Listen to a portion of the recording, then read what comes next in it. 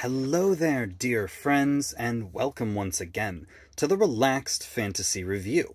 On this channel, we spend our time looking at fantasy of all sorts, from books to movies to video games, and applying the characters within into the tabletop game Dungeons & Dragons 5th Edition. Today, though, we're going to be looking at a core mechanic of D&D itself. Specifically, we're going to be looking at a race known as the Saytr. The Saytr has often been seen in popular fiction as goat people. They have, the hooves and the horns of the goats, but then they have humanoid features beyond that. They're seen as mirthful and very, very easygoing forest folk, but how do they play in D&D? They have a reputation. Let's see why. First, their score increases. Their ASI gives them a +2 to Charisma and a +1 to Dexterity, two of the most useful skills in the whole game.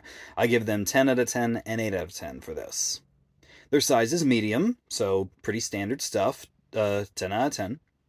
And then their speed is 35 feet. They are faster than the average person. This I give another 10 out of 10 to. Then they have the Ram ability. They have the power to do an unarmed strike with their horns for 1d6 plus their strength modifier. This is a really good unarmed strike, better than some that you see in the game, and it means you can hit no matter where you are or what you're carrying. 1d6 is a pretty valid amount of damage, so 9 out of 10. Then they have what makes them so famous: magic resistance.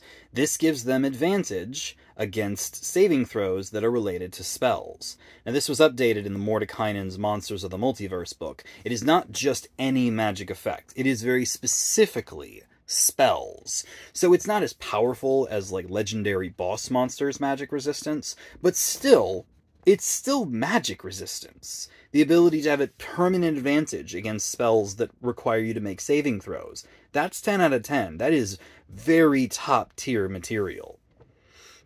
Then they have a power called the Mirthful Leap, which allows them to, if they make a jump, add a d8 to the jump. Fine. Jumping is not something that comes up often, but when it does, it's nice to have a bit of a boost. This is a 6 out of 10. It's kind of a ribbon feature.